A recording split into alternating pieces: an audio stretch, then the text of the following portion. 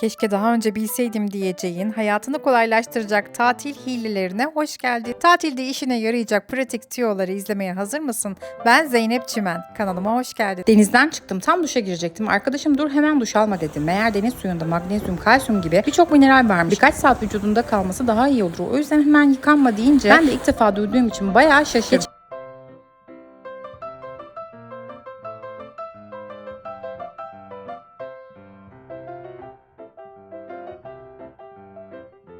Sırrı bu kumda denizden çıkıp cildime peeling yapıyor. Ölü deriyi arındırıyorum. Üzerine 50 faktör korumamı sürüp kendimi güneşten koruyor. Akşam banyodan sonra aloe vera jelli nemi hapsediyorum. İşte benim soyulmadan bronzlaşmamın sırrı.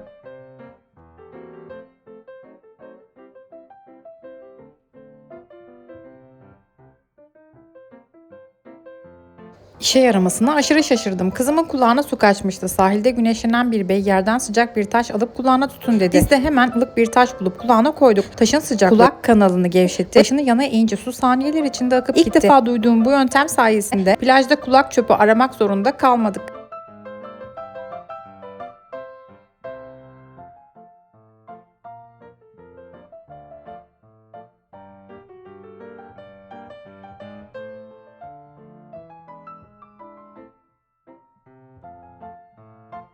Keşfette bunu görünce ben de otele gidince hemen denedim. Kredi kartını aynaya tuttum. İddiaya göre kartla yansıması arasında boşluk varsa normal ayna, hiç boşluk yoksa şüphelenmek gerekiyormuş. Ben de sırf meraktan ilk iş bunu denedim.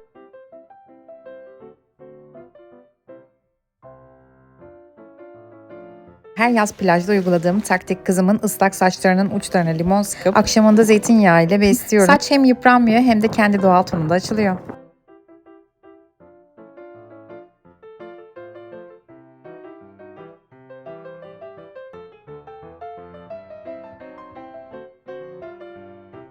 Yıllardır boşuna beklemişim. Yazın en nefret ettiğim şey ıslak mayayla oturmak. Artık ıslak mayamın kuruması için saatlerce beklemiyorum. Önce havluyla mayamın nemini alıp sonra asınca kuruma süresi yarıya iniyor. Saniyeler içerisinde kuruyor.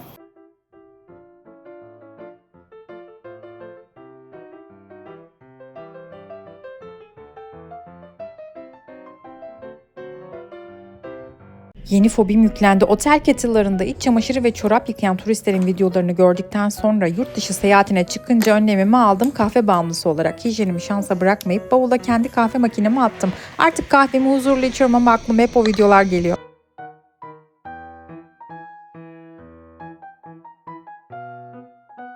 İnanamıyorum. Güneş yanığı acısını çay banyosu azaltıyormuş. Bu internet hilesini hemen ben de deniyorum. Soğuk suda beklettiğim çay poşetlerini pamuk yardımıyla koluma sürdüm. Ertesi gün güneş yanığı acısı ve sızısında bayağı bir azalma oldu. Bana çok iyi geldi, inanamıyorum.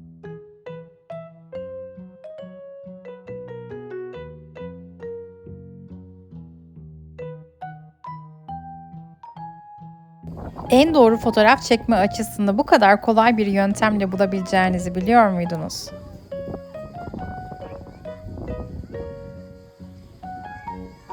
Rüzgarlı günlerde çıldıracak gibi oluyordum. Havluyu hem sererken zorlanıyordum hem de arkamı döndüğümde toparlanmış halde buluyordum. Neyse ki bitti. Kenarlarını gösterdiğim şekilde kapatıp kumla iyice örttüm. Artık havlum uçmuyor. Ben de sürekli düzeltmek zorunda kalmıyorum.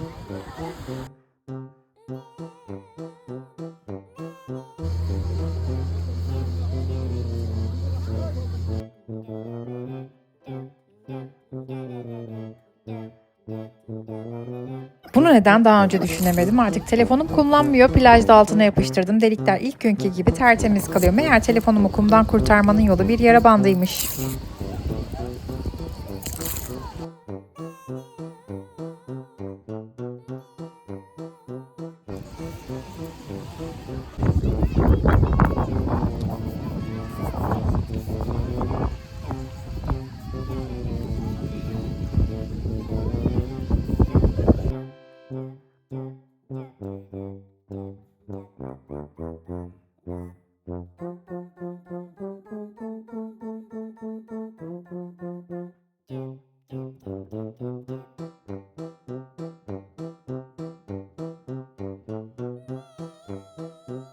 Artık rahat rahat yüzebilirim. Birkaç kere denizde altın takımı kaybetmiştim. Plaj çantamda bırakınca da aklım hep onlardaydı. Sonunda çözümü boş ıslak mendil kutusunda saklamakta buldum. İçim rahat. Artık rahat rahat yüzebilirim.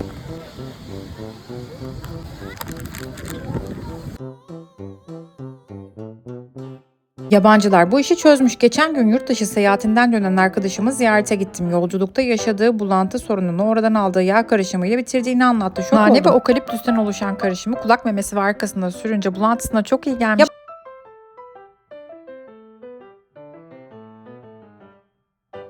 Kirpik kıvırıcı bende hiçbir işe yaramıyordu. Kirpiklerim çok kısa. Seyahatte mola vermiştik. Şişe açacağı bulamayınca çantamdan onu alıp kapağı tek hamlede açtım. Şimdi parasını hak etti.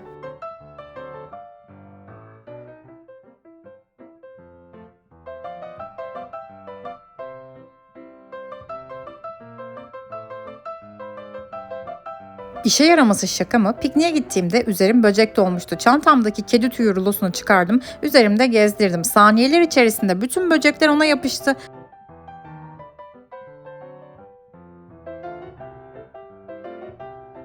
Bugün internet hilesi deniyorum. Bakalım işe yarıyor mu? Poşete su, madeni para ve alüminyum folyo koyup güneşe asınca sineklerin gözü kamaştığı için oradan uzaklaşıyorlarmış. Hemen denedim. Ama sinekler poşetin etrafında resmen parti yaptı. Meğer onlar avlarını ışık yansımasından değil, yaydığımız karbondioksit ve vücut ısısıyla buluyormuş. Yani bu taktik tam bir fiyasko çıktı.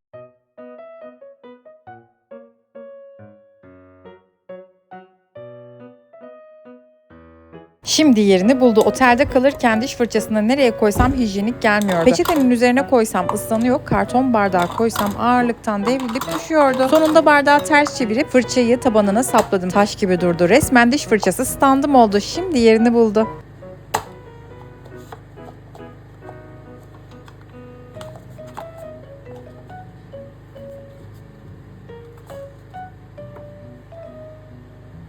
Üç kuruş için buna değer mi? Yurt dışında kaldığım otelde benden önceki müşteri bu 3 delikli prizin üstteki deliğine plastik bir parça sıkıştırıp kullanmış. Yuvarlak fiş o kare deliklere tam basmıyor da boşluklar kalıyor. İçeride oluşan o mikro kıvılcımlar duvarın içinde gizli yangınlar çıkarabiliyormuş. 3 kuruşluk adaptör için hayatı riske atmaya değer mi? Pratik bilgilerden en çok hangisi hoşuna gitti? Peki senin günlük hayatta kullandığın pratik bir yöntemin var mı? Yorumlara mutlaka yaz, bizimle paylaş. Kanalıma abone olup videomu beğenmeyi ve yeni videolardan haberdar olabilmek için bildirim zilini açmayı unutma. Bir sonraki bölümde görüşmek üzere. Hoşçakalın.